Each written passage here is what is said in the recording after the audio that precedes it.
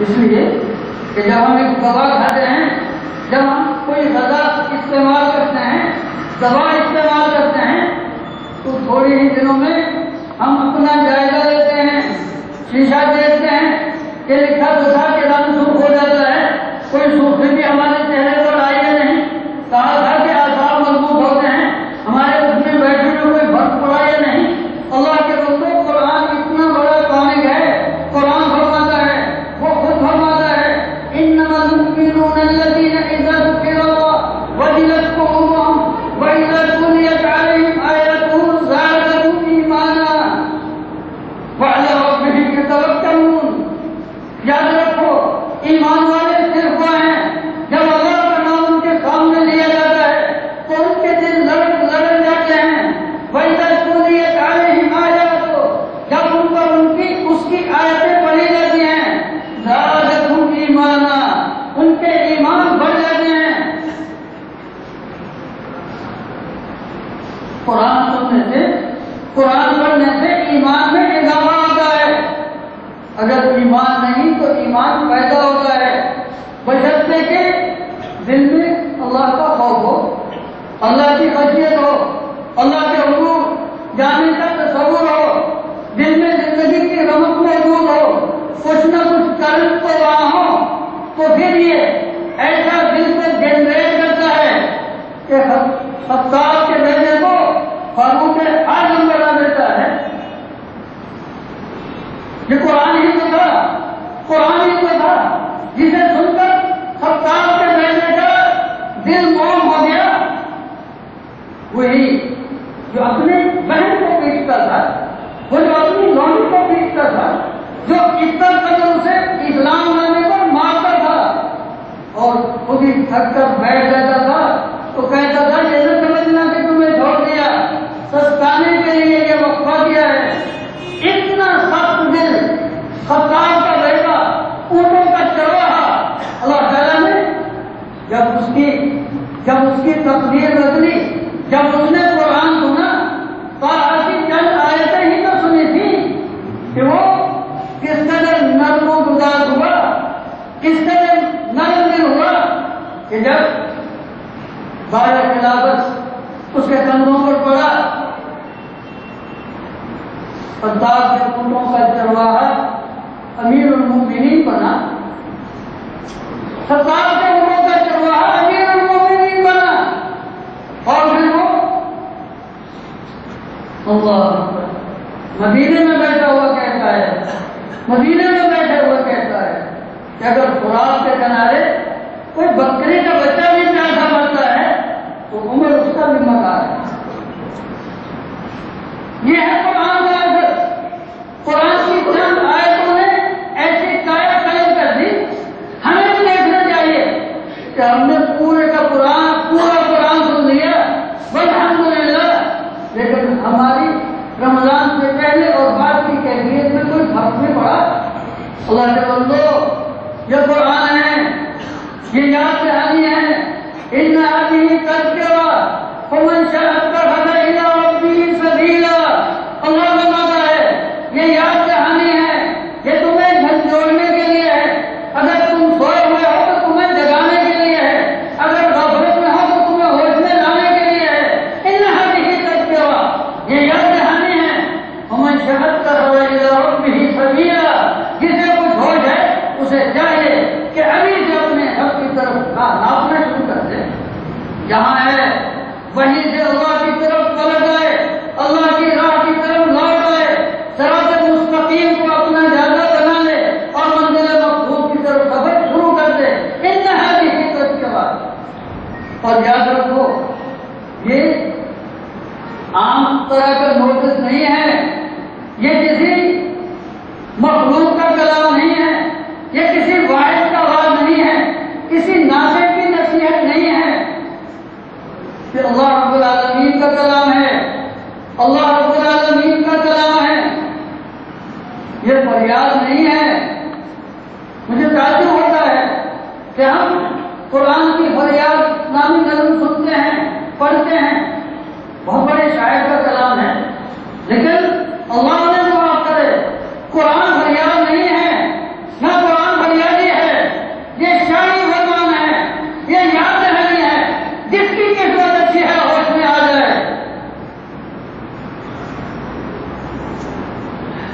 سنقرئک فلا تنسى، یہ وہ کلام ہے اللہ تعالیٰ فرماتا ہے حضرت محمد رسول اللہ صلی اللہ علیہ وسلم مخاطب ہیں ان سنلقی علیک قولا ثقیلا، ہم تجھ پر ایک بھاری کلام نازل کر رہے ہیں، بھاری کلام ہے یہ۔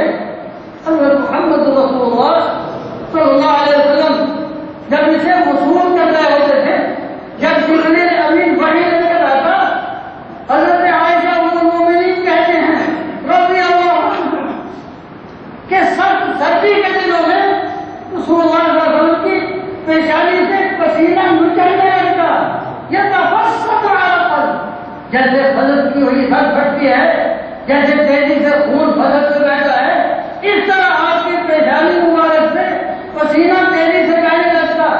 شدید بیمار، صحیح بخاری کے لفظ ہیں، سخت ترین سردی میں نبی صلی اللہ علیہ وسلم کی پیشانی سے پسینہ بہنا شروع ہو جاتا۔ یہ پورا کلام تو کہاں میدان عرفات میں جب آپ خطبہ ارشاد فرما رہے تھے، اونٹنی پر سوار تھے، اور آپ کی اونٹنی وہ بھی بہت صحت مند اونٹنی تھی، جو صحابی محال پکڑے ہوئے تھا، اس کی روایت ہے، وہ کہتے ہیں وہیں یہ آیت اتری الیوم اکملت لکم دینکم واتممت علیکم نعمتی ورضیت لکم الاسلام دینا، یہ آیت میدان عرفات میں اتری۔ حضرت محمد رسول اللہ صلی اللہ علیہ وسلم قصوہ پر سوار تھے، وہ کہتے ہیں میں نے قصوہ کی ہڈیوں کے چرخنے کی آواز سنی، اِنَّا سَنُلْقِي عَلَيْكَ قَوْلًا ثَقِيلًا، یہ وہ کلام ہے، یہ وہ کلام ہے۔ پورا کلام تو کہاں، اللہ اکبر۔ حضرت زید بن ثابت جو کاتبان وحی میں سے ہیں رضی اللہ عنہ، اور انہوں نے ہی قرآن جمع کیا حضرت ابو بکر کے حکم سے، اور پھر قرآن جمع کیا حضرت عثمان کے حکم سے رضی اللہ عنہ۔ قرآن کے بہت بڑے راوی ہیں، قرآن کے بہت بڑے قاری ہیں۔ سورہ توبہ کی آیت لکھ رہے تھے لا يستوي القاعدون من المؤمنين والمجاهدون في سبيل الله، اس طرح لکھ رہے تھے۔ نبی صلی اللہ علیہ وسلم کا دامن ان کے دامن پر تھا، جیسے قریب بیٹھے ہوئے آدمی بس اوقات ایک گھٹنے پر دوسرے کا گھٹنا آ جاتا ہے، وہ آیت لکھ رہے تھے۔ عبداللہ بن ام مکتوم جو نابینا صحابی ہیں، آیت کا مطلب یہ ہے کہ جہاد کرنے والے اور گھروں میں بیٹھے رہنے والے برابر نہیں ہیں۔ حضرت عبداللہ بن ام مکتوم آئے، کہنے لگے اللہ کے رسول میں تو نابینا ہوں، میں تو جا نہیں سکتا، تو یہ درجہ کیسے پاؤں؟ ان کی شکایت میں کیا چھوڑ ہوگا، اللہ تعالیٰ سے کیسا تعلق ہوگا کہ فوراً ٹکڑا اترا غیر مضطر ان لوگوں کے سوا کہ جو معذور ہیں، جنہیں جسمانی نقص کی وجہ سے یعنی معذور قرار دیا گیا ہے، اتنا جملہ اترا۔ حضرت زید بن ثابت کہتے ہیں کہ قریب تھا کہ میرا دامن ٹوٹ جائے گا۔ نبی صلی اللہ علیہ وسلم کے دامن کے نیچے جو تھا، گھٹنے کے نیچے گھٹنا تھا، تو کہتے ہیں اتنا بوجھ ہوا کہ میں ذرا کہ کہیں میرا گھٹنا نہ ٹوٹ جائے۔ یہ وہ کلام ہے، یہ اس جلال کے ساتھ اترا جو اس جلال کے ساتھ اترتا تھا، اور یہ صرف حضرت محمد رسول اللہ صلی اللہ علیہ وسلم کا قلب اثری کا جو اس قول ثقیل کا متحمل ہو سکتا تھا۔ ہر سینہ شیبن نہیں جبریل علی کا۔ ہاں تو اسے معمولی نہ سمجھو، یہ فریاد نہیں ہے، یہ یاد دہانی ہے، یہ شاہی فرمان ہے، شہنشاہ حقیقی کا کلام ہے۔ وہ فرماتا ہے سنقرئک فلا تنسى، اے محمد صلی اللہ علیہ وسلم ہم تمہیں یہ کلام خود پڑھائیں گے، فلا تنسى تم اسے کبھی نہیں بھولو گے، الا ما شاء اللہ، ہاں اگر اللہ چاہے، اس کی مشیت سے ہی سب کچھ ہے۔ سنقرئك فلا تنسى إلا ما شاء الله إنه يعلم الجهر وما يخفى ونيسرك لليسرى فذكر إن نفعت الذكرى. اے محمد صلی اللہ علیہ وسلم ذکر، تم انہیں یاد دلاؤ. ان نفعت الذکرى، اگر کہیں یاد دلانے کا کوئی فائدہ ہے تمہیں یاد دلاؤ. سیذکر من یخشی، جس کے دل میں اللہ کا ڈر ہے وہ ہوش میں آ جائے گا، اس کی غفلت ختم ہو جائے گی، اسے بھولا ہوا سبق یاد آ جائے گا، وہ فوراً احساس کرے گا کہ مجھے کیا کرنا تھا اور میں کیا کر رہا ہوں. سیذکر من یخشی ویتجنبها الاشقی الذی یصلی النار الکبری. اور وہ لوگ جن کے دل میں اللہ کا ڈر ہے وہ تو اگر سویا ہے تو جاگ پڑے گا، اگر غفلت میں ہے تو ہوش میں آ جائے گا، اگر سست ہے تو فوراً سست ہو جائے گا. ویتجنبها الاشقی، لیکن اگر بدنصیب ہے، اگر شقاوت نصیب ہے، شقی ہے، بدبخت ہے، تو وہ ان سے منہ بولے ہی رہے گا. ویتجنبها الاشقی الذی یصلی النار الکبری. لیکن یہ یاد رکھو، یہ نہ سمجھنا کہ یہ ایک فریاد ہے جو کی گئی تھی، تمہارے دروازے کی گھنٹی تھی جو بجائی، تم دروازہ کھولو نہ کھولو، یہ اللہ کا فرمان ہے. اگر اس سے منہ موڑا، اگر اس کی تعمیل نہ کی، جن چیزوں کا حکم دیا وہ بجا نہ لائے، جن چیزوں سے منع کیا ان پر تم منہ سے رہے.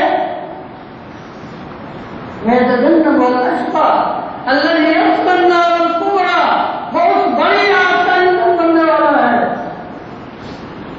ثم لا يموت فيها ولا يحيا، پھر وہاں نہ مرے گا نہ جیے گا، ایسی حالت میں ہوگا، نہ اسے زندگی کہہ سکتے ہو نہ اسے موت کہہ سکتے ہو. لا يموت فيها ولا يحيا. اس لیے تو فرمایا انہ لقرآن کریم، یہ بہت عزت والا کلام ہے. انہ لقرآن کریم فی کتاب مکنون، یہ تو اس کتاب میں ہے جو اللہ تعالیٰ نے چھپا کے رکھی ہے. لا یمسہ الا المطہرون، جسے فرشتوں کے سوا کوئی ہاتھ نہیں لگا سکتا. لا یمسہ الا المطہرون تنزیل من رب العالمین. یہ تو اللہ کا احسان مانو، اللہ کا احسان جانو کہ اس نے یہ کلام تم میں اتار دیا. تنزیل من رب العالمین، یہ تو اس رحمان الرحیم کا، اس رحمان الرحیم کی رحمت ہے، اس ذوالجلال والاکرام کا کرم ہے، اس کی رحمت ہے، اس کا کرم ہے کہ تم نے، اس نے اپنا کلام نازل کر دیا. تنزیل من رب العالمین. افبہذا الحدیث انتم مدہنون، کیا تم اس بات کو معمولی سمجھتے ہو، اسے معمولی سمجھتے ہو؟ افبہذا الحدیث انتم مدہنون وتجعلون رزقکم انکم تکذبون. اتنی بڑی نعمت جبریل امین کو نازل کیا، حضرت محمد رسول اللہ صلی اللہ علیہ وسلم کا انتخاب کیا اور یہ کلام ان کے قلب اثر پر اتارا، اور پھر حضرت محمد رسول اللہ صلی اللہ علیہ وسلم نے تم تک کیسے پہنچایا کہ لوگ بھی سمجھتے تھے کہ کس مصیبت میں گرفتار ہو گیا ہے، کیا مصیبت اس نے اپنے گلے میں ڈال لی ہے. اچھا بھلا عزت سے زندگی بسر کر رہا تھا، یا اسے کیا ہو گیا؟ اللہ تعالیٰ نے فرمایا ما انزلنا علیک القرآن لتشقى الا تذکرۃ لمن یخشى تنزیلا ممن خلق الارض والسماوات العلی.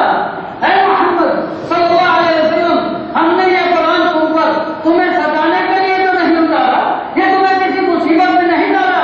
الا تذکرۃ لمن یخشى، جن کے دلوں میں اللہ کا خوف موجود ہے، ہم نے تمہیں یاد دلانے کے لیے تم پر قرآن نازل کیا ہے. اس قرآن کو معمولی نہ جانو، اس کلام کو معمولی نہ جانو. یہ فریاد نہیں ہے، یہ شاہی فرمان ہے، یہ یاد دہانی ہے. اب بہذا الحدیث انتم مدہنون، اللہ فرماتا ہے اسے تم معمولی سمجھتے ہو. وتجعلون رزقکم انکم تکذبون. اتنی بڑی نعمت جبریل کا اترنا، حضرت محمد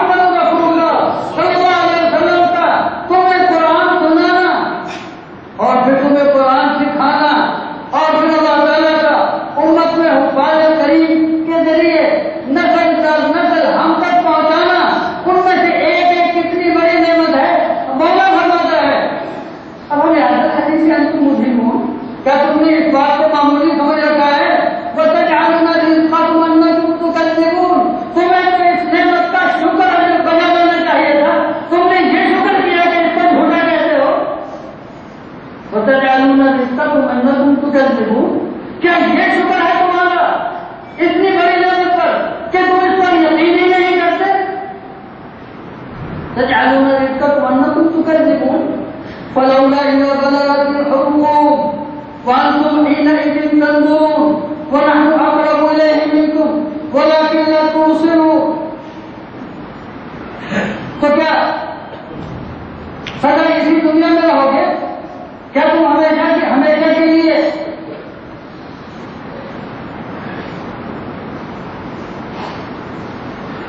کب تک رہو گے؟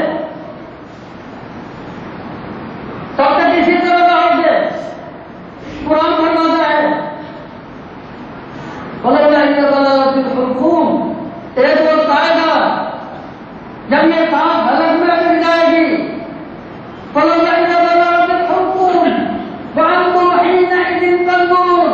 اور تم پھٹی پھٹی نگاہوں سے دیکھ رہے ہوگے.